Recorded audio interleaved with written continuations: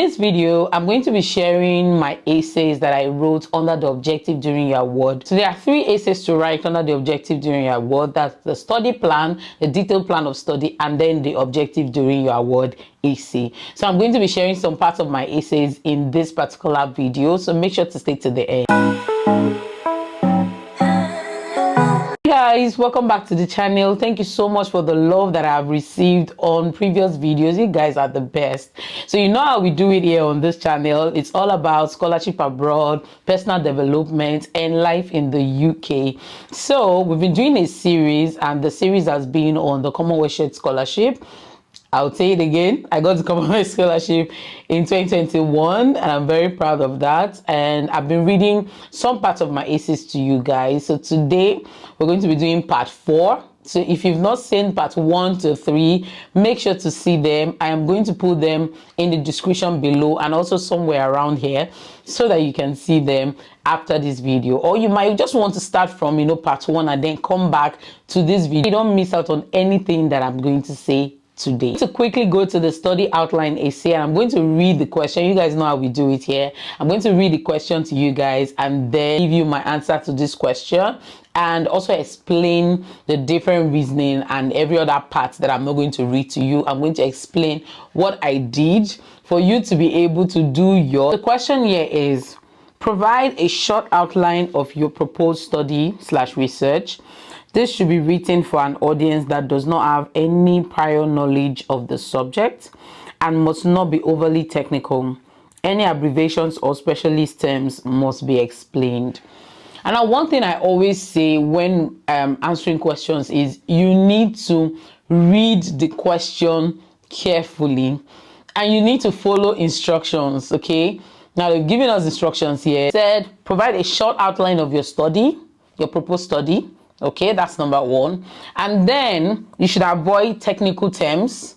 Okay, it should be for an audience that does not even, so it should be for a layman, someone that does not have any prior knowledge of that field. And why they are saying this is because the people that are going to read your essays may not be in your field. And then avoid technical terms, and if you're using any abbreviations or special terms, you should explain them. So this is where you can even define some things, make them very short, and if it is relevant, you can define it in this particular plan of study, or limit your definition to something very relevant. Or if it's something that you need, maybe is a term that is known to lawyers, you can just put in brackets. So let me give you this example. So pro bono in law means free legal services. So if you're putting, as a lawyer, if you're putting in your essay, okay, I'm giving pro bono services, you can put, after you put the pro bono, you can put in bracket free legal services, okay, because not everybody understands what pro bono is. So that's what I would advise in this particular section, that you make sure you don't write it for anybody in your field. Write it for an entirely different audience, right? For a layman. I'm going to read the first paragraph of my essay and maybe the second or the last paragraph for you guys. Okay, so I said, I intend to study law and globalization at the University of Bristol. The program is designed for students to explore widely the theoretical and practical aspects of international laws and human rights laws. And then I'll read the third paragraph. So the aim of this module, I think I was talking about like international law and human rights. So what I did here was to go to the course, and there's no other way than to go to that particular course. Go to the university website, ask about the course on the university website. Normally the university will put different modules there for you, for the general public to to read, and they would put different things that the course actually offers and activities under the course. So it's actually open to the public. So it's not when you gain admission that you'll find this information. You'll find them like right now. Okay, so you can go to the course and then read about it. So I chose some modules on my own here, and then I said one of them, that the aim of this module is to present to the students the operations of international organizations, both at the global and regional level, with the aim of protecting human rights, such as the United Nations and African Union, etc. And then I also said the course also looks at various international laws prohibiting violation of human rights, such as prohibition of torture, blah, blah, blah, blah, blah, etc. So basically what you're doing is just reading about your course and telling someone what your course actually is all about. Finish. That's simple as can be. Like, this one shouldn't even be a problem because you're going to be the one to study the course, right?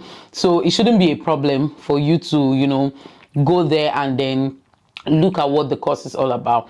If you're into communications, international development, diplomacy, whatever course you are into, right, you can actually just go to the university and search on that course and say, and just bring out maybe 2 or 3 modules depending on the word limit, right? We're not going to exceed the word limits. On this channel, we don't exceed the word limits, right? So what you just need to do is to stay on the word limit and write about your course. As simple as that. So this is the way you can, write the study outline essay. Okay, so we're going to go into the next essay. The next essay is detailed. So this one is a detailed plan of study. So I'm going to read the question and then read some parts of my essays for you. I'm going to be reading the question for the detailed plan of study, and then we'll read the answer together.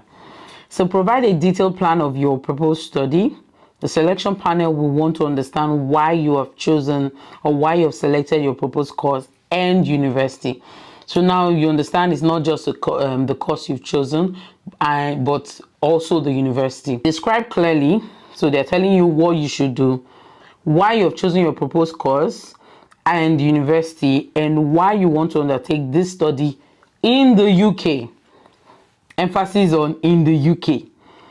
2, what is it that you are looking for in a course, and how your chosen course relates to your objectives.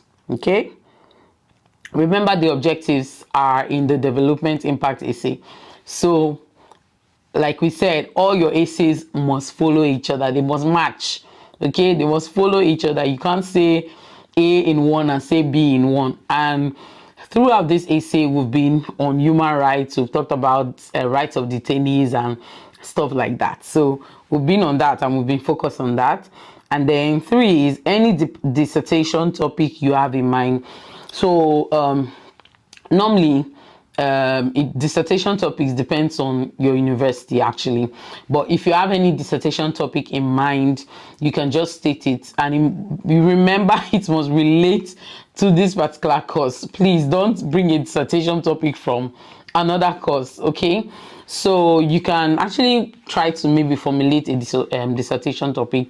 It's not a bad thing, because at this point you may not even be given that dissertation topic, but it's something that you have in mind, right? It's something that you've thought of and you would like to research further on that. You can actually put that, and that's not a problem. I'm going to read the first paragraph and maybe 2 other paragraphs because this one is actually long. So I said I have chosen the Law and Globalization LLM program because it will expose me to international laws and human rights, be able to gain both theoretical and practical knowledge, which will enable me to advocate for the rights of innocent people detained without access to justice in Lagos communities and in my country at large. So you see how I've been able to mix, bring my objective from what I've been saying in the development impact 1 to 4. I brought it down here. I've talked about it in just 1 paragraph. I've talked about how that relates, and also talked about what the course will expose me to, why I've chosen the course, just in 1 paragraph. So imagine hitting the nail on the head just in 1 paragraph. It is very important, okay? Remember, you don't have to be a lawyer to understand these things. You can actually use this structure in your essay, whether you're fighting for climate change, weather, whatever, environmental stuff, environmental degradation, you're fighting for, or you're, you know, clamoring for, or whatever, you want to make a change in the medical space, maybe people getting access to medical treatment on time and things like that, and maybe communication, people getting a better, you know, use of communication, and maybe freedom of the press. There are different things that you can actually write and structure it, you know, this way, right? Then in my second paragraph, that the University of Bristol is the best choice for me, as it is known historically as the first higher education institution in the United Kingdom to admit men and women equally, and offers an innovative platform for global research. This was collected online from the University of Bristol website itself. So every single thing here was from their website, right? So I didn't manufacture anything. I did not, I was not hyping them, you know. So basically every university in the UK would have, you know, nice things about them on their platform, on their website. And even institutions here, they are very proud of, you know, putting those things on their website. So just go to their website and collect everything about them, or relevant things about them. And why I chose that first sentence that I mentioned was just because of equality, right? And then I said the university's law school is ranked, which obviously I will be in their law school, is ranked as a top 10 UK law school for higher graduate prospects by the IFS Study 2018. And then I said the university has a human rights law clinic and pro bono legal services, which I believe will avail me a practical experience in offering legal aid services. Define pro bono in one of my essays, so I didn't define it here again because I had already put in bracket free legal services in one of my essays. Okay, so the truth is, even when I went to study, when I went to do my master's, I joined the law clinic in University of Bristol. So imagine I had already said something and, you know, went to the University of Bristol and I joined the law clinic. So you can see I've talked about why I want to do this study here.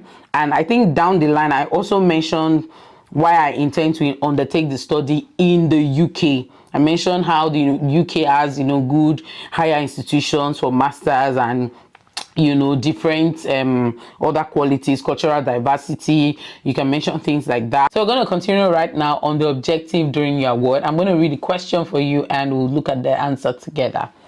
So the question is, describe the skills that you expect to gain from this scholarship and your career plans once you return home afterwards. So I'm going to be doing the career plans in the next video, but I'm going to talk about the skills that you aim to achieve or gain from the scholarship. Okay, so read the first paragraph. So I said, during the scholarship award, I'll be able to deepen my understanding of the general principles of international law and critically analyze these laws.